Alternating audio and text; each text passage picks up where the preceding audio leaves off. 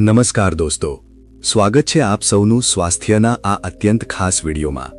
દોસ્તો, સૌથી પહેલાં તો હું દિલની ગહેરાઈઓથી આપ સૌનો આભાર માનવા માંગુ છું, કારણ કે તમે અમારી છેલ્લી વિડીયોને જેટલો પ્રેમ આપ્યો, જેટલો સપોર્ટ અને જેટલો વિશ્વાસ દર્શાવ્યો, તે અમારા માટે કોઈ મોટી સિદ્ધિથી ઓછો નથી। ખરેખર તમારો આ વિશ્વાસ અને તમારા આશીર્વાદ જ અમને દર વખતે નવી અને સાચી સ્વાસ્થ્ય માહિતી લાવવાની હિંમત આપે છે। અમે સતત એ જ કોશિશ કરતા રહીએ છીએ કે દરેક વિડીયો તમારી જિંદગીમાં કોઈને કોઈ રીતે ફાયદો પહોંચાડી શકે અને તમારા સ્વાસ્થ્યને વધુ સારું બનાવવામાં મદદ કરે। આજની વિડીયોમાં પણ હું તમારા માટે બિલકુલ એવી જ ખાસ અને જરૂરી જાણકારી લઈને આવ્યો છું, જે તમારા શરીરની આંતરિક શક્તિ, નસોનું સ્વાસ્થ્ય અને રક્ત પરિભ્રમણ સાથે સીધી રીતે જોડાયેલી છે, અને તેને જાણવું દરેક મહિલા અને દરેક પુરુષ બંને માટે ખૂબ જ જરૂરી બની જાય છે। ભલે પછી ઉંમર કોઈ પણ હોય કે જીવનશૈલી કેવી પણ હોય, મિત્રો, આપણા શરીરની અંદર લાખો અને કરોડો નાની નાની તાર જેવી નળીઓ હોય છે, જેને મેડિકલ ભાષામાં નર્વ્સ કહેવામાં આવે છે। આ જ નસો શરીરના દરેક હિસ્સામાં લોહી એટલે કે રક્ત અને એનર્જી એટલે કે ઊર્જા પહોંચાડવાનું ખૂબ જ મહત્વપૂર્ણ કામ કરે છે। આખું બોડી સિસ્ટમ આ નસોની મદદથી જ સરળતાથી કામ કરે છે। જ્યારે આ નસો સંપૂર્ણ તાકાત અને સક્રિયતા સાથે કામ કરતી રહે છે, તો લોહીનો પ્રવાહ રોકાયા વગર, દર્દ વગર અને કોઈ પણ તકલીફ વગર એક હિસ્સામાંથી બીજા હિસ્સા સુધી પહોંચતો રહે છે। પરંતુ જેવો જ આ નસોમાં થોડો પણ ડેમેજ થવાનું શરૂ થાય છે અથવા તેમાં નબળાઈ આવવા લાગે છે, તો લોહીનો પ્રવાહ ધીમે ધીમે ઓછો થવા લાગે છે અથવા વચ્ચે અવરોધ આવવા લાગે છે, અને પછી ત્યાંથી જ અલગ અલગ પ્રકારની સમસ્યાઓ પેદા થાય છે, જે સમય જતાં વધીને મોટા રોગનું રૂપ લઈ લે છે। મિત્રો, હું આજે તમને એક એવો જબરદસ્ત, અસરકારક અને સંપૂર્ણપણે ઘરેલું ઉપાય જણાવવા જઈ રહ્યો છું, જે તમારી નબળી નસોને ફરીથી મજબૂત, સક્રિય અને સ્વસ્થ બનાવવામાં ખૂબ જ ઝડપથી કામ કરે છે। તેથી મારી તમને વિનંતી છે કે આ વિડીયોને છેલ્લે સુધી ધ્યાનથી જુઓ। ઓછામાં ઓછા 5 થી 7 મિનિટનું રોકાણ કરી લો, કારણ કે જે જ્ઞાન અને ગુપ્ત દેશી રીત આજે તમે જાણવાના છો, તે તમારી જૂની તકલીફોને ધીમે ધીમે સમાપ્ત કરી શકે છે અને તમારી જિંદગી સંપૂર્ણપણે બદલી શકે છે। ઘણા લોકો સમજી જ નથી શકતા કે તેમની નસો ધીમે ધીમે નબળી પડી રહી છે, અને જ્યારે દર્દ, બળતરા, ઝણઝણાટી, ખાલી ચડવી, સૂનપણું કે ચાલવા ફરવામાં પરેશાની શરૂ થઈ જાય છે, ત્યારે ખબર પડે છે કે મામલો ઘણો વધી ચૂક્યો છે। મેડિકલ ભાષામાં આ પ્રકારની તકલીફને નર્વ પેઇન કહેવામાં આવે છે, અને જો સમયસર તેને ઠીક ન કરવામાં આવે તો તે ખૂબ જ વધારે નુકસાન પહોંચાડી શકે છે। હવે તમારે એ સમજવું જરૂરી છે કે નસો નબળી કેમ પડે છે। તેનું સૌથી મોટું અને સામાન્ય કારણ છે ડાયાબિટીસ એટલે કે મધુપ્રમેહ। જ્યારે બ્લડ શુગર લેવલ સતત ઊંચું રહે છે, તો નસોના ટિશ્યુ ધીમે ધીમે ખરાબ થવા લાગે છે અને તેમાં રક્ત પરિભ્રમણ નબળું પડી જાય છે। બીજું મોટું કારણ છે હાઈ બ્લડ પ્રેશર, જે નસોની દિવાલ પર દબાણ નાખીને તેમને નબળી બનાવી દે છે। ત્રીજું કારણ છે ધમનીઓમાં ફેટ એટલે કે ચરબીનું જમા થવું, જેનાથી લોહીનો રસ્તો સંકોચાઈ જાય છે અને પ્રવાહ ધીમો થઈ જાય છે। આ ઉપરાંત કોઈપણ પ્રકારનો વાયરલ કે બેક્ટેરિયલ ઇન્ફેક્શન પણ નસો પર હુમલો કરી દે છે અને તેમની કાર્યક્ષમતા ઘટી જાય છે। હોર્મોનલ ઇમ્બેલેન્સ પણ નસો માટે ખરાબ માનવામાં આવે છે, અને જો લીવર કે કિડની યોગ્ય રીતે કામ ન કરે, તો શરીરની અંદર જમા થયેલા ઝેરી તત્વો, ટોક્સિન્સ, બહાર નીકળી શકતા નથી। આ ઝેરી તત્વો નસોમાં જામીને બ્લોકેજ બનાવી દે છે, જેનાથી રક્ત પ્રવાહમાં તકલીફ આવે છે અને શરીર એનર્જી ગુમાવવા લાગે છે। હવે સવાલ એ કે આપણને કેવી રીતે ખબર પડે કે નસો નબળી પડવા લાગી છે? સૌથી પહેલા હાથો અને પગમાં હળવી સુન્નતા કે ઝણઝણાટી અનુભવાય છે। ઘણા લોકો અચાનક ઊભા થવા પર ચક્કર અનુભવે છે। આંખોની આગળ અંધારું દેખાય છે। હંમેશા થાક, નબળાઈ અને ભારેપણું લાગે તો તે પણ સ્પષ્ટ સંકેત છે કે રક્ત પરિભ્રમણ બરાબર નથી। શરીરના અલગ અલગ હિસ્સાઓમાં કોઈ કારણ વગર દર્દ રહેવું, બ્લડ પ્રેશરનું ઉપર નીચે થવું, કારણ વગર પરસેવો આવવો, પેટમાં ગેસ અને ભારેપણું રહેવું, ભૂખ ઓછી લાગવી, આ બધું પણ આનાથી જ જોડાયેલું હોય છે। ધીમે ધીમે યાદશક્તિ પણ નબળી પડવા લાગે છે। ઊંઘ પૂરી થતી નથી અને અનિદ્રાની પરેશાની વધી જાય છે। અહીં સુધી કે હૃદયના ધબકારા પણ તેજ થઈ શકે છે। પણ દોસ્તો, આ વિચાર બિલકુલ ખોટો છે। કે આનું સમાધાન માત્ર દવાઓ કે ઇન્જેક્શનથી જ થઈ શકે છે. સચ્ચાઈ તો એ છે કે માત્ર સારા ઘરેલું ઉપાય અને યોગ્ય આહાર ડાયટની સાથે કેટલાક જરૂરી યોગ અને પ્રાણાયામ કરીને પણ નસોની નબળાઈને સંપૂર્ણપણે ખતમ કરી શકાય છે. બસ જરૂરિયાત છે કે તેને યોગ્ય રીતે અને નિયમિતપણે કરવામાં આવે.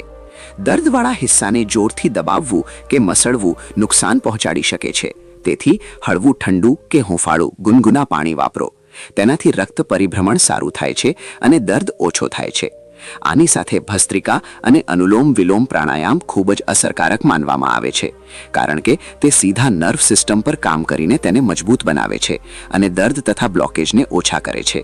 હવે આવે છે અસલી વસ્તુ, જેને યોગ્ય રીતે કરવામાં આવે તો લગભગ 14 થી 15 દિવસમાં પરિણામ દેખાવા લાગે છે અને 1 થી 1.5 મહિનામાં નસો સારી રીતે રિકવર થવા લાગે છે. આના માટે એક સ્ટીલના વાસણમાં 1 ગ્લાસ પાણી લઈને ઉકાળો અને તેમાં 1/2 ઇંચનો તજ, દાલચીનીનો ટુકડો નાખો.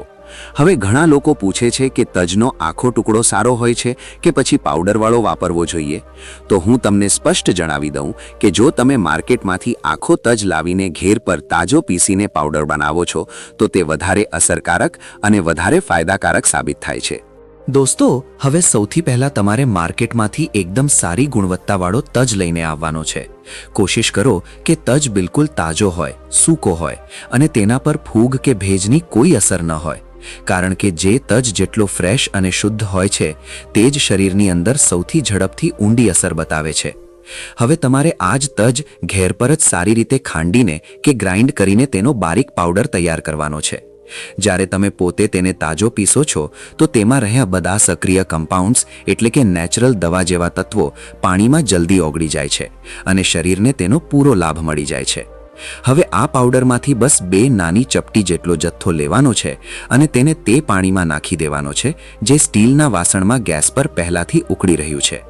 ધ્યાન રાખો કે આંચ મધ્યમ જ હોય, જેથી તજનો પૂરો અર્ક ધીમે ધીમે પાણીમાં સારી રીતે ઉતરી શકે અને તેની અસર વધી જાય.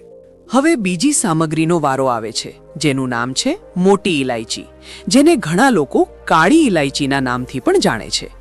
તેને શિલવટ્ટા કે ખલ ઓખલી વડે હળવેથી દબાવીને તેનું છોતરું અલગ કરી દો અને અંદરના દાણાને તે જ ઉકળતા પાણીમાં નાખી દો.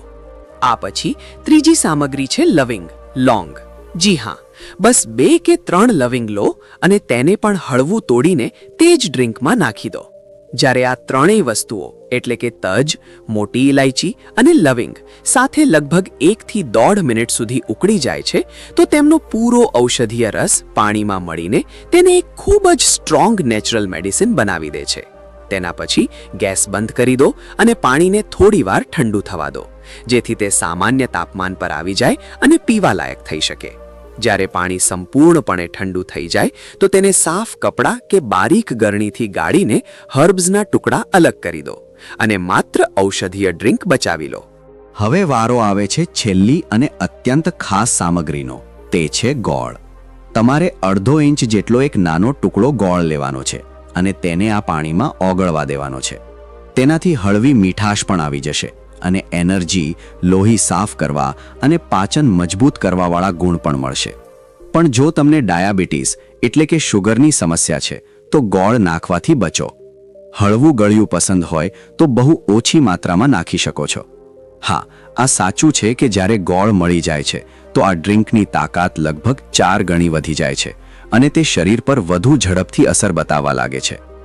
આ ડ્રિંક પીવાનો કોઈ સાઇડ ઇફેક્ટ નથી. તેને તમે શિયાળો, ઉનાળો કોઈ પણ સિઝનમાં આરામથી પી શકો છો. બસ એટલું ધ્યાન રાખો કે તેને પીવાના લગભગ 15 મિનિટ પછી એક નાની ચમચી વરિયાળી, સૌંફ જરૂર ચાવો. આવું કરવાથી આ દવા જેવા ડ્રિંકના ફાયદા ખૂબ જ ઝડપથી આખા બોડીમાં સક્રિય થઈ જાય છે અને રક્ત પરિભ્રમણ વધુ સારું થઈ જાય છે.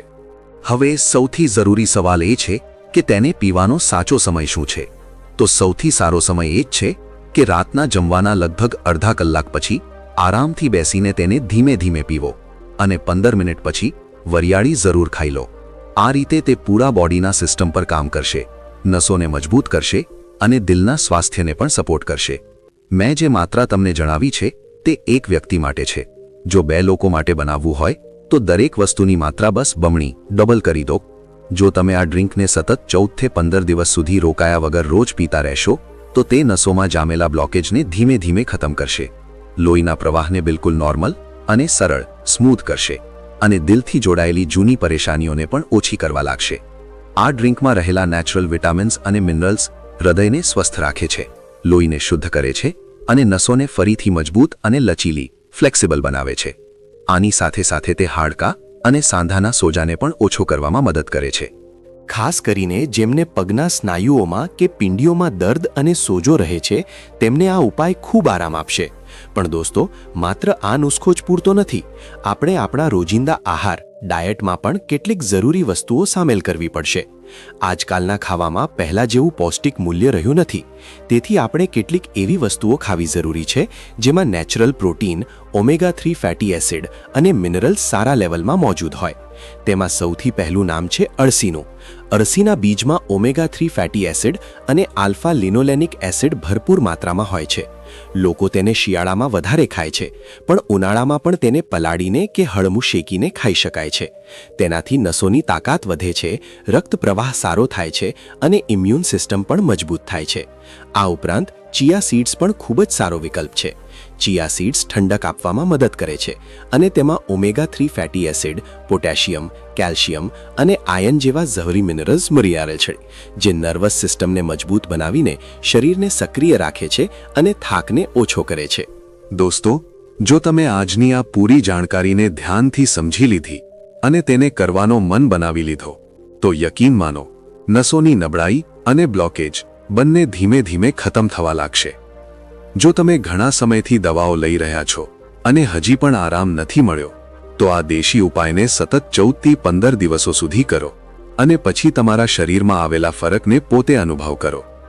તમારું દર્દ, થાક અને શરીરની જકડન ધીમે ધીમે ગાયબ થઈ જશે અને તમારું શરીર ફરીથી તેજ જૂની સ્ટ્રેન્થ અને એનર્જી સાથે કામ કરવા લાગશે. જો તમને આ વિડિયો ઉપયોગી લાગ્યો હોય તો તેને જરૂર લાઈક કરો, તમારા દોસ્તો અને પરિવાર સાથે શેર કરો અને અમારી ચેનલને સબસ્ક્રાઇબ કરવાનું ન ભૂલશો, જેથી તમને આ જ પ્રકારની વધુ સ્વાસ્થ્ય સંબંધી જાણકારી મળતી રહે.